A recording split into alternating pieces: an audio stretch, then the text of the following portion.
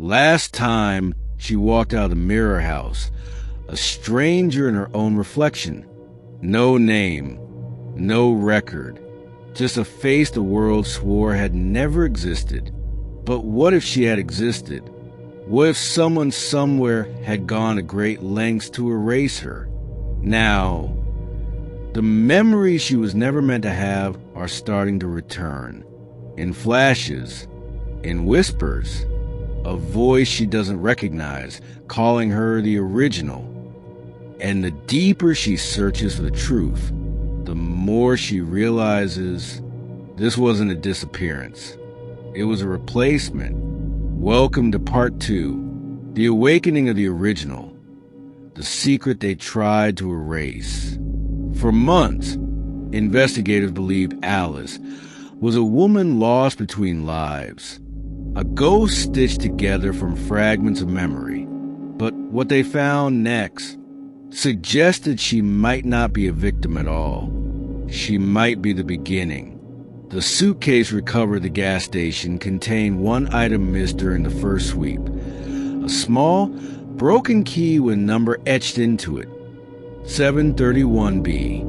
After weeks of searching, federal records finally led to an abandoned psychiatric wing beneath St. Bridget's Hospital in Albuquerque, New Mexico.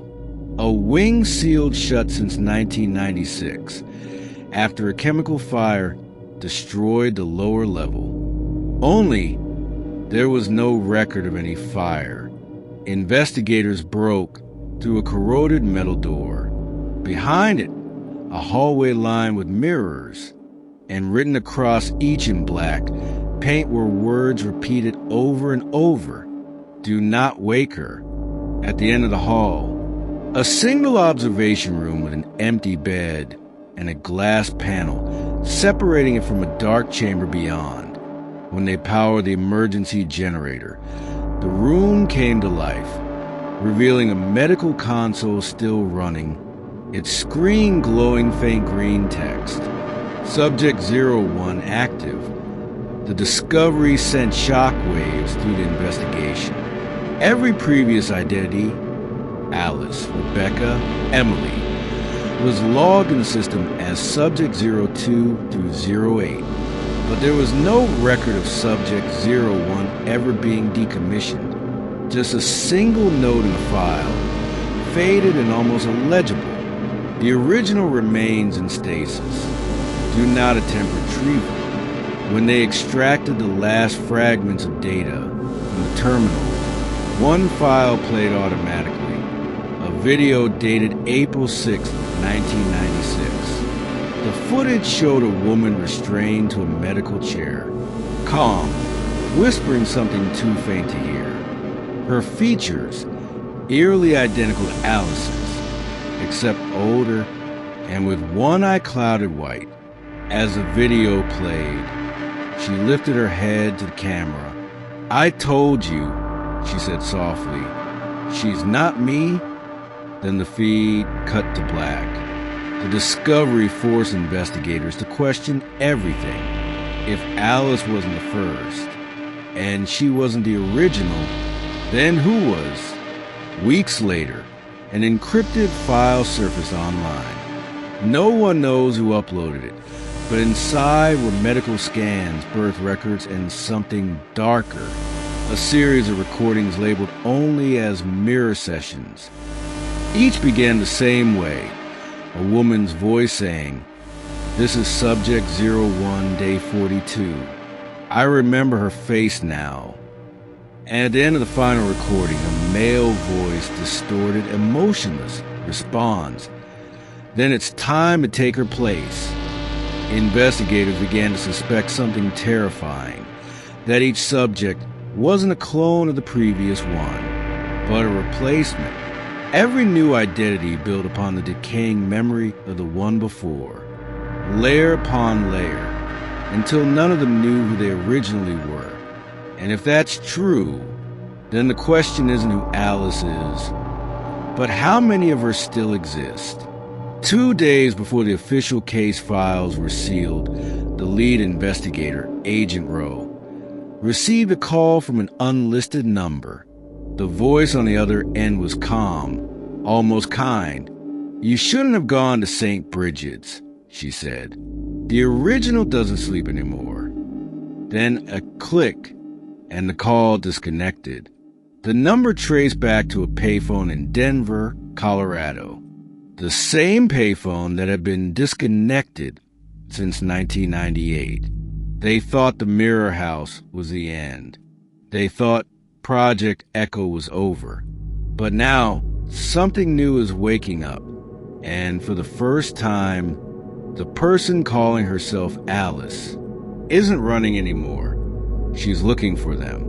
They called it Project Echo, a government-funded psychological study on trauma meant to mirror human memory. But what it became was something else entirely. Something that didn't just study identity, it replaced it. After the recordings surfaced online, investigators traced the uploads to a series of encrypted servers, registered under a defunct defense contractor, Virex Systems. According to old payrolls, Virex shut down in 2001. But 3 of its researchers were still drawing payments from a separate account under the name A. Cross Foundation. And that name, Cross, wasn't new. It appeared on the first hospital log at St. Bridget's, next to the words, "Primary subject donor, Dr. Evelyn Cross." In other words, the experiment didn't start with Alice. It started with her doctor. But if Dr. Cross was the donor, what exactly did she donate? Inside a storage facility in Nevada, investigators found a rusted cryopod with faint engraving on its metal frame. Subject 01 neural pattern, Cross E. The pod had been decommissioned, or so they thought, when they powered the generator. A weak pulse register, not human, but data, a repeating code pattern. Each sequence translated into words.